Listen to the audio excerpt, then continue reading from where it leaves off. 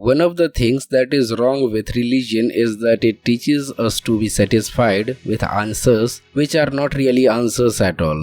आज हम लेकर आए हैं आधुनिक विज्ञान और दर्शन की सबसे चर्चित किताबों में से एक, द गॉड डेल्यूजन, जिसे लिखा है मशहूर इवोल्यूशनरी बायोलॉजिस्ट और थिंकर रिचर्ड डॉकिंस ने। इस किताब ने पूरी दुनिया में लाखों लोगों की सोच को बदल दिया। किसी ने इसे मुक्ति का रास्ता कहा तो किसी ने इसे धर्म विरोधी हमला। लेकिन एक बात तय है, यह किताब पढ़ने के बाद आप दुनिया को पहले जैसे नहीं देख पाएंगे। नमस्कार दोस्तों, मैं आकाश और स्वागत है आपका स्काईलाइंस पर। डॉकिंस सबसे पहले रिलीजियस शब्द की चर्चा करते हैं। वह कहते हैं कि लोग अक्सर रिलीजियस का मतलब ईश्वर में विश्वास मान लेते हैं, लेकिन असली अर्थ कहीं गहरा है। वे खुद को डीपली रिलीजियस नॉन बिलीवर कहते हैं, मतलब वे ईश्वर में विश्वास नहीं करते, लेकिन विज्ञान और प्रकृति के रहस्यों के प्रति उनके मन में उतना ही आश्चर्य और श्रद्धा है जितना धार्मिक व्यक्ति के मन में ईश्वर के लिए होता है। डॉकिंस बताते हैं कि जब वे ब्रह्मांड के बारे में सोचते हैं, तारों की अनगिनत आकाशगंगा,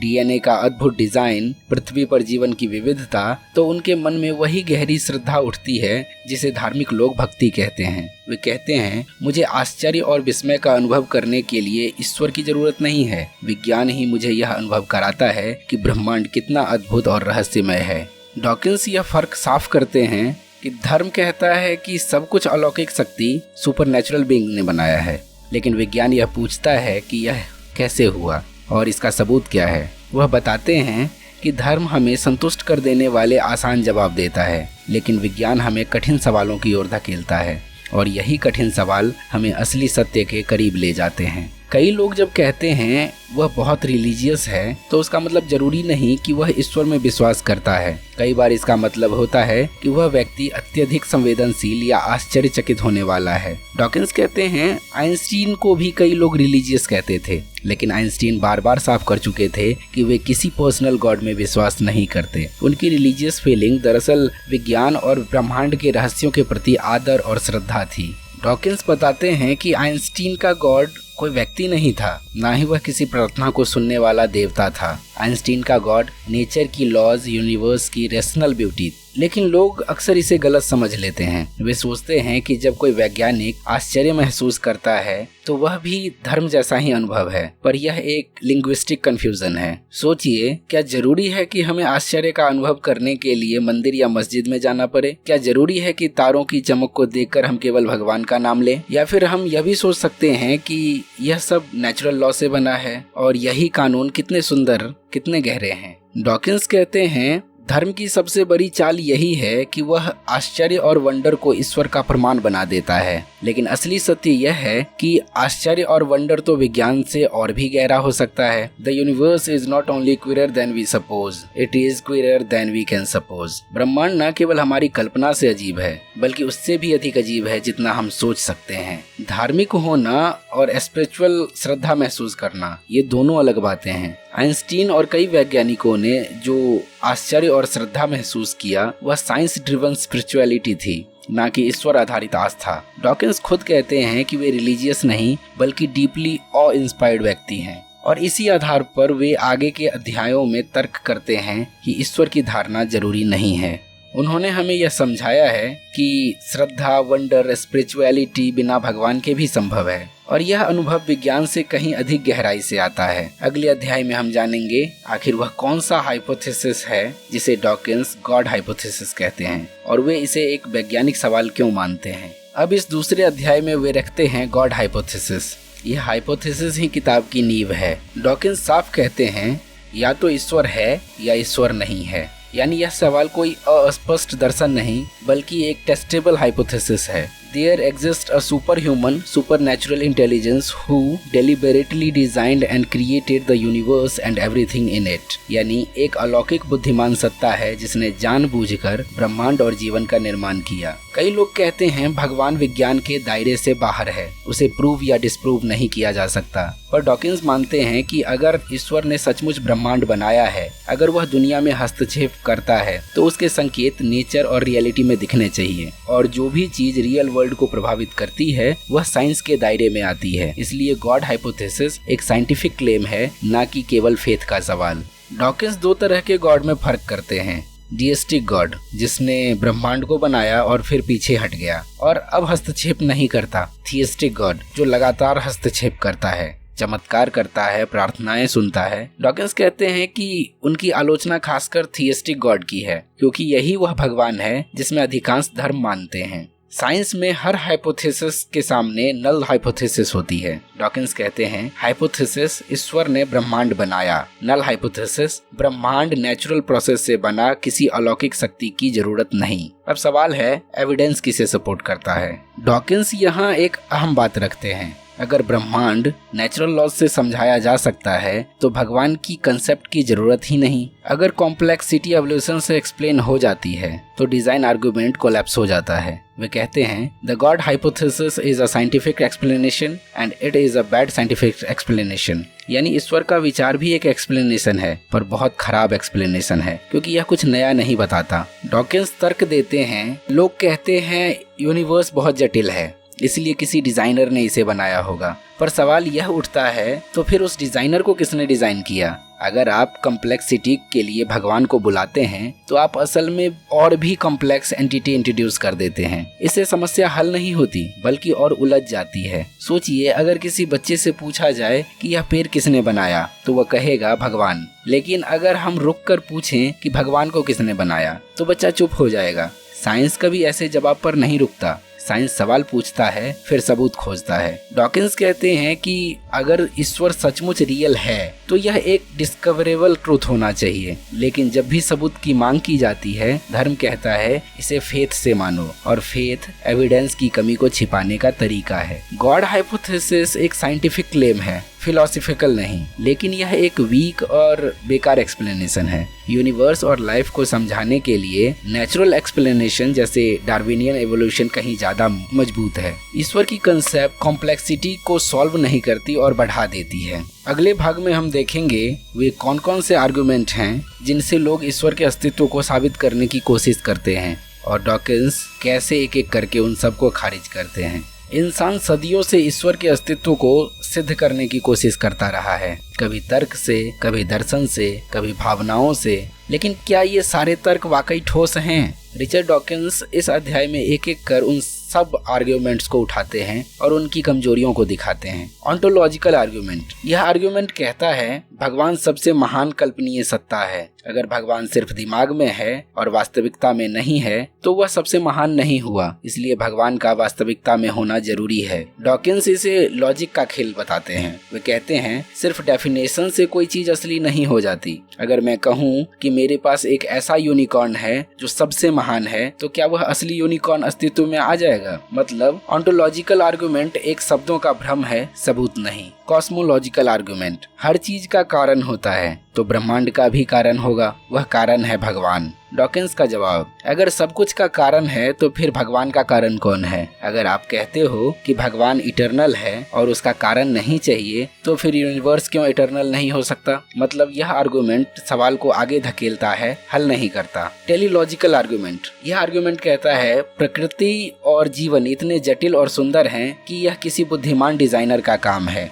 डॉकिंस कहते हैं यह सबसे पॉपुलर आर्गुमेंट है, वॉच मेकर आर्गुमेंट, लेकिन डार्विन की नेचुरल सिलेक्शन ने इसे तोड़ दिया। कॉम्प्लेक्सिटी किसी डिजाइनर से नहीं बल्कि धीरे धीरे छोटे छोटे बदलावों से डेवलप होती है। मतलब नेचर में डिजाइन का इल्यूजन है पर उसका नेचुरल एक्सप्लेनेशन मौजूद है। आर्ग्यूमेंट फ्रॉम ब्यूटी, लोग कहते हैं संगीत, कला, कविता इतनी सुंदर है, यह भगवान का प्रमाण है। डॉकिंस कहते हैं ब्यूटी का अनुभव सब्जेक्टिव है, एक एथिस्ट भी मोजार्ट सुनकर रो सकता है। सुंदरता नेचर और मनुष्य के मस्तिष्क की क्षमता है, ना कि किसी सुपरनेचुरल शक्ति का प्रमाण। आर्गुमेंट फ्रॉम मोरालिटी, ये आर्गुमेंट कहता है अगर भगवान नहीं है तो मोरालिटी कहाँ से आई? डॉकिंस कहते हैं मोरालिटी भी इवोल्यूशनरी ओरिजिन रखती है। इंसान सोशल एनिमल है, कोऑपरेशन, एम्पैथी और फेयरनेस इवोल्यूशनरी एडवांटेजेस हैं। मोरल सेंस भगवान का गिफ्ट नहीं बल्कि नेचुरल सिलेक्शन का परिणाम है। पास्कल्स वैगर, यह आर्गुमेंट कहता है अगर भगवान है और तुम मानोगे तो स्वर्ग मिलेगा, अगर भगवान नहीं है और तुम मानोगे तो नुकसान नहीं होगा, इसलिए सेफ साइड पर भगवान को मान लो। डॉकिंस कहते हैं मानना एक कॉन्शियस डिसीजन नहीं है, और किस भगवान को मानोगे, हिंदू, मुस्लिम, क्रिश्चियन, ग्रीक गॉड्स? यह तर्क इंटेलेक्चुअल ऑनेस्टी के खिलाफ है। मतलब यह बेगर डर और लालच पर आधारित है, सच्चाई पर नहीं। पर्सनल एक्सपीरियंस, यह आर्गुमेंट कहता है मैंने भगवान को महसूस किया है, मैंने चमत्कार देखे हैं। डॉकिंस कहते हैं ह्यूमन ब्रेन हेलुसिनेशन और इल्यूजन के लिए प्रोन है। ड्रग्स, मेडिटेशन या स्ट्रेस में लोग सुपरनैचुरल एक्सपीरियंस कर लेते हैं। पर्सनल एक्सपीरियंस सबूत नहीं है क्योंकि यह वेरीफाई नहीं होता। सारे ट्रेडिशनल आर्ग्यूमेंट्स या तो सर्कुलर हैं या इनकम्प्लीट हैं या साइंस ने उन्हें डिस्प्रूव कर दिया है। ईश्वर के प्रकाश में कोई भी सॉलिड, टेस्टेबल, रिपीटेबल एविडेंस नहीं है। सोचिए, सदियों से लोग भगवान को साबित करने के लिए तर्क देते आए हैं, लेकिन हर बार साइंस ने नेचुरल एक्सप्लेनेशन दिया है। जहाँ लोग चमत्कार देखते हैं वहाँ दरअसल नेचुरल लॉज काम कर रहे होते हैं। और यही डॉकिंस का संदेश है, सच की खोज फेथ से नहीं एविडेंस से होती है। ऑन्टोलॉजिकल, कॉस्मोलॉजिकल, टेलियोलॉजिकल और बाकी आर्गुमेंट्स कमजोर हैं। साइंस ने कॉम्प्लेक्सिटी और मोरालिटी को बिना भगवान के एक्सप्लेन कर दिया है। गॉड हाइपोथेसिस के पास कोई ठोस आधार नहीं है। डॉकिंस एक एक करके हर आर्गुमेंट को तोड़ते हैं और दिखाते हैं कि एविडेंस की दुनिया में इनकी कोई स्टैंडिंग नहीं है। आगे हम देखेंगे डॉकिंस क्यों कहते हैं कि ईश्वर लगभग निश्चित रूप से मौजूद नहीं है और नेचुरल सिलेक्शन किस तरह कॉम्प्लेक्सिटी को एक्सप्लेन करती है। भगवान के अस्तित्व के लिए दिए जाने वाले तमाम तर्क एक एक करके गिर जाते हैं। सभी आर्ग्यूमेंट्स कमजोर साबित हुए। लेकिन अब सवाल उठता है, अगर ईश्वर नहीं है तो फिर यह ब्रह्मांड और जीवन आया कहां से? क्या यह सवाल ही ईश्वर की जरूरत साबित नहीं करता? रिचर्ड डॉकिंस इस अध्याय में कहते हैं नहीं, और उनका दावा है कि ईश्वर लगभग निश्चित रूप से नहीं है। कॉम्प्लेक्सिटी के सवाल पर लोग कहते हैं जीवन इतना कॉम्प्लेक्स है, यह बिना डिजाइन के कैसे हो सकता है? डॉकिंस कहते हैं कॉम्प्लेक्सिटी का होना ईश्वर का सबूत नहीं है, बल्कि यह नेचुरल प्रोसेस का परिणाम है। कॉम्प्लेक्सिटी का सबसे बड़ा वैज्ञानिक समाधान है डार्विनियन नेचुरल सिलेक्शन। डार्विन से पहले लोग मानते थे कि कॉम्प्लेक्सिटी किसी डिजाइनर का काम है, लेकिन डार्विन ने दिखाया कि सिंपल से सिंपल वेरिएशन लाखों सालों में नेचुरल सिलेक्शन के द्वारा कॉम्प्लेक्स सिस्टम में बदल सकते हैं। कोई भी जीव अचानक फुल्ली फॉर्म नहीं आया, सब धीरे धीरे ट्रायल एंड एरर से इवॉल्व हुए। यही प्रोसेस इतना पावरफुल है कि किसी भी डिजाइन के इल्यूजन को बना सकती है। अगर आप कॉम्प्लेक्सिटी एक्सप्लेन करने के लिए भगवान को बुलाते हो तो एक नई समस्या खड़ी हो जाती है। भगवान तो और भी कॉम्प्लेक्स होगा। अगर कॉम्प्लेक्सिटी को एक्सप्लेन करने के लिए हमें कॉम्प्लेक्स गॉड चाहिए तो उस गॉड को कौन एक्सप्लेन करेगा? यानी गॉड हाइपोथेसिस प्रॉब्लम को हल नहीं करता बल्कि और कॉम्प्लेक्स बना देता है। डॉकिंस एक उदाहरण देते हैं। फ्रेड हॉले नामक वैज्ञानिक ने कहा था, यह मानना कि लाइफ रैंडमली बन गई वैसा ही है जैसे यह मानना कि तूफान से एक बोइंग 747 तैयार हो जाएगी। धार्मिक लोग इस आर्गुमेंट का इस्तेमाल करते हैं, रैंडमनेस से लाइफ इम्पॉसिबल है इसलिए गॉड है। पर डॉकिंस कहते हैं लाइफ रैंडम चांस से नहीं बनी बल्कि स्टेप बाय स्टेप इवोल्यूशन से बनी। नेचुरल सिलेक्शन रैंडमनेस नहीं है, यह एक कम्युलेटिव प्रोसेस है। मतलब बोइंग 747 एनालॉजी गलत है। डॉकिंस दिखाते हैं कि यूनिवर्स की कॉम्प्लेक्सिटी को एक्सप्लेन करने के लिए हमें सुपरनैचुरल गॉड की जरूरत नहीं है। लाइफ इवोल्यूशन से समझ आता है, स्टार्स और गैलेक्सीज फिजिक्स से समझ आते हैं। यूनिवर्स का ओरिजिन अभी पूरा पता नहीं पर साइंस खोज रहा है। जब भी साइंस को कोई गैप मिलता है,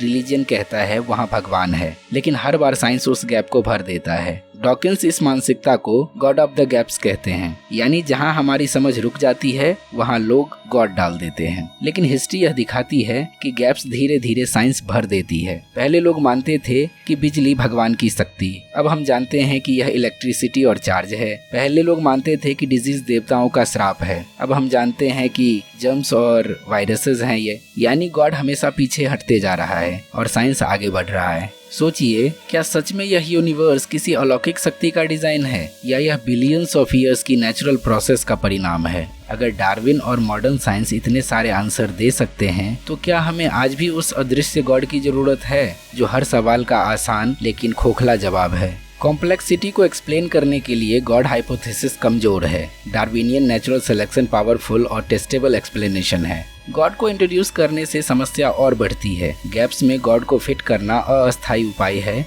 साइंस धीरे धीरे गैप्स को भरता है। इसलिए डॉकिंस कहते हैं God almost certainly does not exist. भगवान का विचार न केवल बेकार है बल्कि अनावश्यक भी है। डॉकिंस यही कहते हैं, अगर कोई चीज अननेसेसरी और अनप्रूवेबल है तो उसके होने की संभावना लगभग शून्य है। आगे हम देखेंगे आखिर धर्म की जड़ें क्या है, यह मानव समाज में क्यों आया और क्यों इंसान इतनी आसानी से धार्मिक हो जाता है। अगर ईश्वर का अस्तित्व लगभग असंभव है तो फिर धर्म कैसे आया? क्यों हर समाज, हर सभ्यता में किसी न किसी रूप में भगवान, पूजा और धर्म मिलते हैं? रिचर्ड डॉकिंस कहते हैं, धर्म का अस्तित्व अपने आप में किसी सुपर नेचुरल शक्ति का प्रमाण नहीं है, बल्कि यह इंसानी दिमाग और एवोल्यूशन का बाय प्रोडक्ट है। डॉकिंस समझाते हैं, एवोल्यूशन में ट्रेट्स आते हैं जो सर्वाइवल और रिप्रोडक्शन में मदद करते हैं। कभी कभी कोई ट्रेट डायरेक्टली यूजफुल नहीं होता, बल्कि किसी और यूजफुल ट्रेट का बाय प्रोडक्ट होता है। जैसे बच्चों की टेंडेंसी कि वे एल्डर्स की बात मानते हैं, यह टेंडेंसी सर्वाइवल के लिए जरूरी है। जैसे आग में मत जाना, नदी में मत कूदना। लेकिन यही टेंडेंसी ब्लाइंड ओबीडियंस भी पैदा करती है और यहीं से धर्म का बीज पनपता है। बच्चे हर बात पर क्यों पूछते हैं, लेकिन जब एल्डर्स कहते हैं ऐसा मत करो, भगवान नाराज होगा, तो बच्चा सवाल नहीं करता। डॉकिंस कहते हैं, यह सर्वाइवल मैकेनिज्म है, लेकिन इसी ब्लाइंड ट्रस्ट ने धर्म और अंधविश्वास को जन्म दिया। इंसान का दिमाग हर चीज में इरादा देखता है। पेड़ गिरा, कोई गिराने वाला होगा। बिजली चमकी, कोई शक्ति होगी। बाढ़ आई, देवता नाराज होंगे। यह टेंडेंसी भी सर्वाइवल में मदद करती है, क्योंकि अर्ली ह्यूमंस अगर हर रसल को प्रेडेटर मानकर सतर्क रहते हैं तो उनकी सर्वाइवल चांस ज्यादा थी। लेकिन यही टेंडेंसी ने भगवान और सुपरनेचुरल बीइंग्स को जन्म दिया। डॉकिंस मानते हैं कि धर्म सिर्फ बायोलॉजिकल नहीं, सोशल फंक्शन भी निभाता है। यह समूह को एकजुट करता है, यह मोरल कोड एनफोर्स करता है, यह बिलोंगिंगनेस देता है। लेकिन वे कहते हैं, रिलीजन ओरिजिनली सर्वाइवल का टूल था, अब यह आउटडेटेड सॉफ्टवेयर है जो जरूरत से ज्यादा कंट्रोल करता है। डॉकिंस अपने मशहूर मीम कंसेप्ट का जिक्र करते हैं। जैसे जीन्स बायोलॉजिकल इंफॉर्मेशन कैरी करते हैं, वैसे मीम्स कल्चरल इंफॉर्मेशन कैरी करते हैं। भगवान सब देख रहा है एक मीम है। यह मीम बच्चों से बड़ों तक पहुंचता है और सरवाइव करता है, क्योंकि यह खुद को कॉपी करता है। यानी रिलीजन एक सेल्फ रेप्लिकेटिंग कल्चरल वायरस की तरह है। सोचिए, हमारे दिमाग में रिलीजियस आइडियाज ऐसे फैले जैसे कोई वायरस। ये आइडियाज हमारे व्यवहार को कंट्रोल करते हैं और हम इसे सैक्रेड, होली या डिवाइन समझ लेते हैं। लेकिन असल में ये सिर्फ मीम्स हैं, इंफॉर्मेशन के टुकड़े जो सरवाइव करने की कोशिश कर रहे हैं। धर्म सुपर नेचुरल का सबूत नहीं, बल्कि इंसानी मन का बाय प्रोडक्ट है। ओबीडियंस, एजेंसी डिटेक्शन, फियर और सोशल कोहिजन सबने मिलकर धर्म को जन्म दिया। रिलीजन एक कल्चरल एडॉप्शन हो सकता है, लेकिन इसका होना ईश्वर के होने का प्रमाण नहीं है। धर्म के समर्थक अक्सर कहते हैं कि बिना भगवान के मोरालिटी नहीं हो सकती। अगर कोई डिवाइन जज नहीं है तो इंसान क्यों सही गलत का फर्क मानेगा? रिचर्ड डॉकिंस इस अध्याय में यही सवाल उठाते हैं और दिखाते हैं कि मोरालिटी इंसानी समाज का हिस्सा है और इसका स्रोत भगवान नहीं बल्कि इवोल्यूशन और सोशल इंस्टिंक्ट है। इंसान सोशल एनिमल है। कोऑपरेशन, एम्पैथी और फेयरनेस ये क्वालिटीज सर्वाइवल में मदद करती है।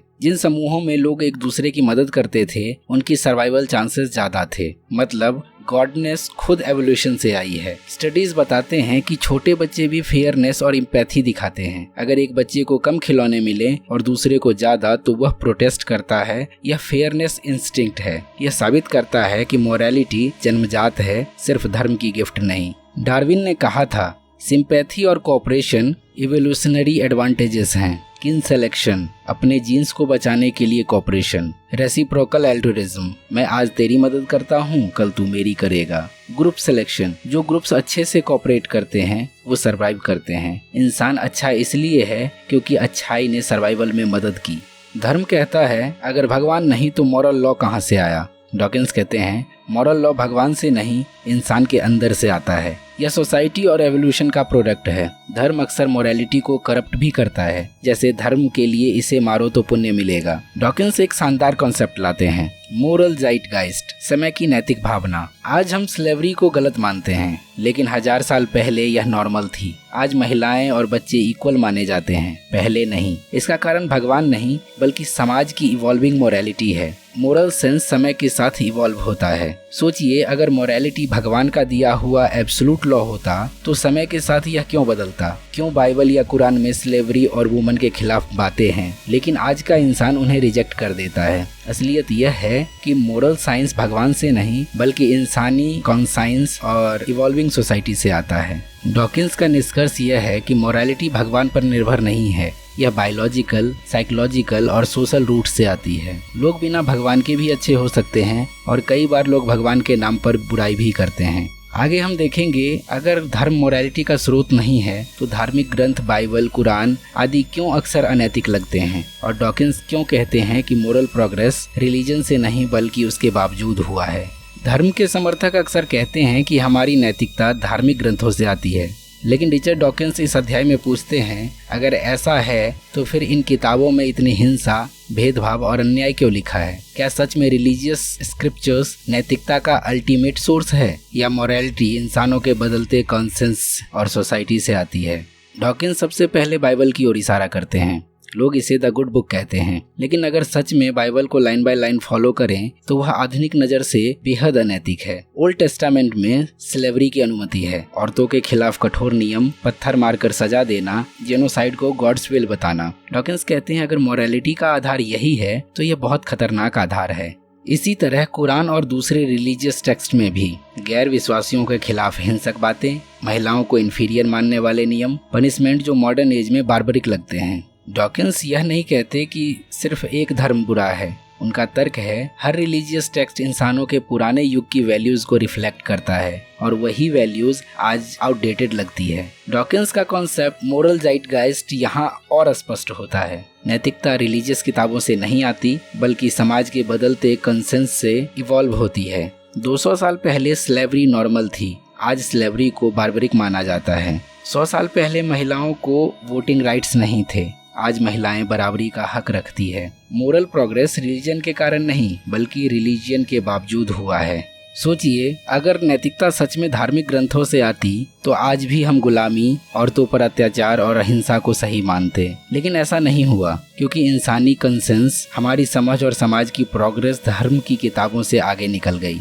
धर्म नैतिकता का स्रोत नहीं है, धर्म अक्सर नैतिक प्रगति को रोकता है। मोरल ज़ाइटगाइस्ट इंसानों के कलेक्टिव समझ से आता है, लिटरेचर, फिलॉसफी, साइंस, डिबेट्स से। धार्मिक ग्रंथ हिस्ट्री के लिहाज से इंटरेस्टिंग हो सकते हैं लेकिन मोरालिटी के लिहाज से आउटडेटेड हैं। आज के दौर में हम इक्वालिटी मानते हैं, हम ह्यूमन राइट को यूनिवर्सल मानते हैं, हम कहते हैं कि हत्या, भेदभाव और दमन गलत है। ये वैल्यूज किसी एक धर्म की मोनोपोली नहीं है, ये इंसानी समाज के डेवलपमेंट से निकले हैं। द गॉड डेल्यूजन के 7वें अध्याय में हमने देखा कि धार्मिक किताबें हमेशा अच्छाई की किताबें नहीं हैं, वे उस दौर की वैल्यूज को रिफ्लेक्ट करती है जब इंसान कम समझदार था। आज हमारी मोरालिटी कहीं आगे बढ़ चुकी है और यही साबित करता है कि अच्छाई का स्रोत भगवान या ग्रंथ नहीं बल्कि इंसानों की इवॉल्विंग कंसेंस है। इस अध्याय का निष्कर्ष यही है कि रिलीजियस स्क्रिप्चर्स मोरालिटी का स्रोत नहीं, उनमें कई बातें मॉडर्न नज़र से अनैतिक लगती है। मोरल प्रोग्रेस सोसाइटी और इंसानी सोच से आता है, मोरल ज़ाइटगाइस्ट लगातार इवॉल्व होता है।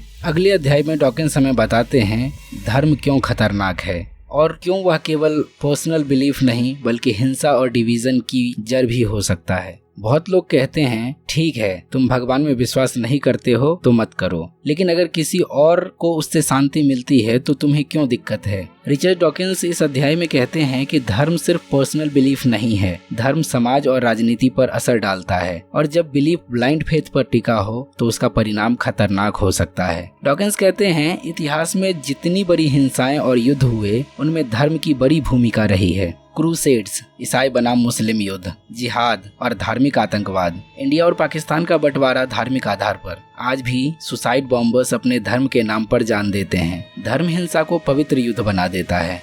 धर्म का सबसे बड़ा दोष है फेथ विदाउट एविडेंस। साइंस हमेशा एविडेंस मांगता है, धर्म कहता है बस मान लो, और जब लोग बिना सवाल किए मान लेते हैं तो वे किसी भी काम को भगवान की मर्जी कहकर सही ठहरा सकते हैं। यही ब्लाइंड फेथ कट्टरता और आतंकवाद का मूल है। डॉकिंस दिखाते हैं कि धर्म ने बार बार साइंस को दबाने की कोशिश की। गैलीलियो को सजा मिली क्योंकि उसने कहा कि पृथ्वी सूर्य के चारों ओर घूमती है। डार्विन की थ्योरी ऑफ एवोल्यूशन को आज भी कई धार्मिक ग्रुप रिजेक्ट करते हैं। स्टीम सेल रिसर्च और मेडिकल साइंस पर भी धार्मिक दखल रहता है। धर्म अक्सर ट्रुथ और प्रोग्रेस का दुश्मन बन जाता है। डॉकिंस एक बहुत संवेदनशील मुद्दा उठाते हैं। धर्म बच्चों को बचपन से ही इंडोक्ट्रिनेट करता है। बच्चे से कहा जाता है तुम हिंदू हो, तुम मुस्लिम हो, तुम ईसाई हो, पर बच्चा जन्म से एथीस्ट होता है। उसे आइडेंटिटी बाद में दी जाती है। डॉकिंस इसे चाइल्ड अब्यूज ऑफ माइंड कहते हैं, क्योंकि बच्चे की स्वतंत्र सोचने की क्षमता शुरुआत में ही बंद कर दी जाती है। सोचिए, अगर एक बच्चा 5 साल का है और उसे बताया जाए कि अगर तुमने यह काम किया तो नरक में जाओगे, वहां आग में जलोगे, तो यह उसके मन पर कितना गहरा साइकोलॉजिकल ट्रॉमा छोड़ सकता है। क्या यह सच में नैतिक शिक्षा है या यह डर और कंट्रोल की राजनीति है? धर्म इंसानों को हम और वे में बांट देता है। एक धर्म वाले सोचते हैं कि वे चुने हुए लोग हैं, दूसरे धर्म वाले काफिर और गैर ईमानदार कहलाते हैं। नतीजा, समाज में हमेशा तनाव और संघर्ष। डॉकिंस कहते हैं धर्म एक इनविजिबल वॉल है जो इंसानों को नेचुरल यूनिटी से अलग कर देता है। रिलीजियन पर्सनल बिलीफ नहीं, सोशल और पॉलिटिकल पावर है। यह हिंसा, कट्टरता और विज्ञान विरोध को जन्म देता है। बच्चों के दिमाग पर इसका नेगेटिव असर पड़ता है और यही कारण है कि इसके खिलाफ बोलना जरूरी है। द गॉड डेल्यूजन के 8वें अध्याय में हमने देखा कि धर्म सिर्फ एक हार्मलेस विश्वास नहीं है, यह अक्सर हिंसा, आतंकवाद और विभाजन का कारण बनता है। डॉकिंस का कहना है कि अगर हम सच और प्रोग्रेस चाहते हैं तो हमें ब्लाइंड फेथ के खिलाफ खड़ा होना होगा। आगे हम देखेंगे बच्चों पर धर्म का असर कितना गहरा है और क्यों डॉकिंस इसे सबसे गंभीर समस्या मानते हैं।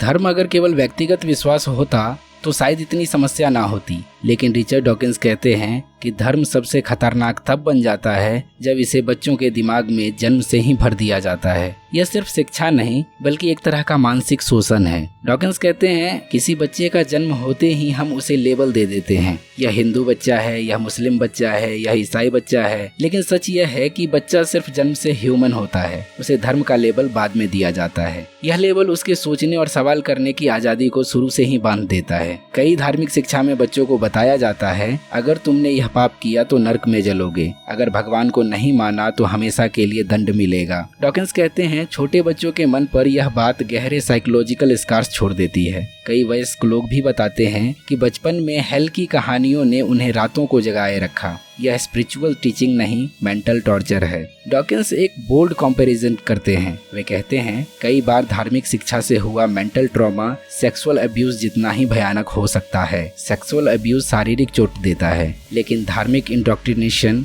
लाइफ लॉन्ग गिल्ट और डर देता है। इंसान को लगता है कि वह कभी प्योर नहीं है, वह हर गलती को भगवान के गुस्से से जोड़ने लगता है। यानी धर्म बच्चों को फ्री और हैप्पी इंसान बनने से रोकता है।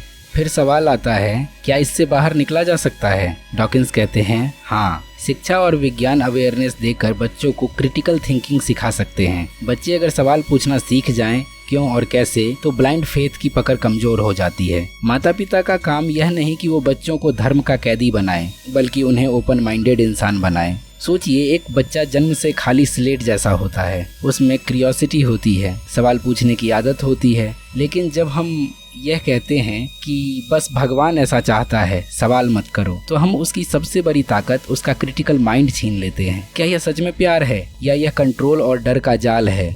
धर्म बच्चों पर थोपना साइकोलॉजिकल अब्यूज है। हेल और इटर्नल पनिशमेंट की बातें ट्रॉमा देती है। इंसान जन्म से एथिस्ट होता है, धर्म सोसाइटी इम्पोज करता है। बच्चों को क्रिटिकल थिंकिंग और साइंस की शिक्षा देकर इस चक्र को तोड़ा जा सकता है। बच्चों को लेबल देना हिंदू चाइल्ड, मुस्लिम चाइल्ड गलत है। धार्मिक शिक्षा अक्सर मेंटल अब्यूज जैसी होती है। मॉरल गिल्ट और हेल का डर इंसान को लाइफ लॉन्ग दबा देता है। एस्केप का रास्ता है विज्ञान, शिक्षा और स्वतंत्र सोच। इस अध्याय में हमने देखा कि बच्चों का धर्म पर असर कितना गहरा और खतरनाक हो सकता है। डॉकिंस इसे मानसिक शोषण मानते हैं और उनका समाधान है बच्चों को आज़ाद सोचने का हक दिया जाए ताकि वे खुद दुनिया को समझें और खुद तय करें कि उन्हें क्या मानना है। अब हम किताब के अंतिम हिस्से में पहुंचेंगे जहां डॉकिंस हमें बताते हैं कि बिना भगवान के भी जीवन मीनिंगफुल और सुंदर हो सकता है। रिचर्ड डॉकिंस ने हमें दिखाया कि ईश्वर के अस्तित्व के लिए कोई ठोस सबूत नहीं है। धर्म इंसान के दिमाग और संस्कृति का बाय प्रोडक्ट है और मोरालिटी इंसानों के अंदर से आती है, धर्म से नहीं। लेकिन अब सवाल है, अगर भगवान नहीं है तो क्या जीवन खाली, अर्थहीन और निराशाजनक हो जाता है? अर्थहीन और निराशाजनक हो जाता है? डॉकिंस कहते हैं बिल्कुल नहीं, बल्कि भगवान के बिना जीवन और भी मीनिंगफुल हो सकता है। बहुत लोग कहते हैं अगर कोई हायर पावर नहीं है तो इस जीवन का उद्देश्य क्या है। डॉकिंस का जवाब, जीवन का उद्देश्य वही है जो हम खुद बनाते हैं। मीनिंग बाहर से इम्पोज नहीं होता, बल्कि हम अपनी चॉइस, ड्रीम्स और रिश्ते से इसे क्रिएट करते हैं। हम ही अपने जीवन के लेखक हैं। डॉकिंस बार बार कहते हैं कि भगवान के बिना भी दुनिया अद्भुत है। डीएनए की कॉम्प्लेक्सिटी, गैलेक्सीज की विशालता, नेचर की सुंदरता, यह सब हमें आश्चर्य और श्रद्धा से भर देता है। हमें वंडर के लिए किसी सुपरनैचुरल बीइंग की जरूरत नहीं है। विज्ञान हमें उतने ही स्पिरिचुअलिटी देता है, लेकिन बिना डॉगमा और बिना डर के। कई लोग भगवान को इसलिए मानते हैं क्योंकि यह उन्हें कंफर्ट देता है। डेथ का डर, भगवान स्वर्ग का वादा देता है। सफरिंग, भगवान कहता है कि सब उसकी योजना का हिस्सा है। लेकिन डॉकिंस कहते हैं कंफर्ट ट्रुथ का सबूत नहीं है। ट्रुथ वही है जो एविडेंस से साबित हो। सोचिए, अगर कोई आपको कहे कि तुम कभी नहीं मरोगे तो यह सुनकर अच्छा लगेगा, लेकिन इसका मतलब यह नहीं कि यह सच है। हमें सच को उसकी असली शक्ल में देखना चाहिए, चाहे वह कितना भी कठिन क्यों ना हो। डॉकिंस कहते हैं कि भगवान के बिना जीवन और भी स्वतंत्र है। अब कोई डिवाइन जज हमें हर पल नहीं देख रहा। अब कोई प्री डिटरमाइंड प्लान हमें कंट्रोल नहीं कर रहा। अब हम सचमुच फ्री हैं अपनी जिंदगी अपनी मर्जी से जीने के लिए। एथिज्म का मतलब है जिम्मेदारी हमारी है। हम यूनिवर्स की विशालता में छोटे हैं, लेकिन यही हमें हम्बल बनाता है। हम यूनिक हैं क्योंकि अरबों साल के एवोल्यूशन के बाद हम जैसे कॉन्शियस बीइंग्स बने हैं। यह रियलाइजेशन अपने आप में स्पिरिचुअलिटी है। We are lucky to be alive, we should make the most of it. भगवान के बिना जीवन मीनिंगलेस नहीं होता। मीनिंग और पर्पस इंसान खुद क्रिएट करता है। साइंस आश्चर्य और वंडर देता है, लेकिन बिना इल्यूजन के। एथिज्म हमें सच्ची फ्रीडम और जिम्मेदारी देता है। अंतिम अध्याय में रिचर्ड डॉकिंस हमें यही संदेश देते हैं, ईश्वर के बिना भी जीवन पूर्ण है। मीनिंग हमें बाहर से नहीं मिलता, हम ही मीनिंग क्रिएट करते हैं, और यही स्वतंत्रता इंसान को और भी महान बनाती है। इस किताब ने दुनिया भर में बहस छेड़ी, लाखों लोगों को इंडिपेंडेंट सोचने की ताकत दी। यह केवल ईश्वर के खिलाफ किताब नहीं, बल्कि स्वतंत्रता और सच्चाई के पक्ष में किताब है। और यही डॉकिंस का संदेश है, don't be satisfied with easy illusion, dare to know the truth and make your life meaningful without God. तो दोस्तों, स्काईलाइन की यह प्रस्तुति आपको कैसी लगी कमेंट में ज़रूर बताइए। मिलेंगे आपसे अगली वीडियो में, तब तक जुड़े रहिए हमारे साथ। धन्यवाद।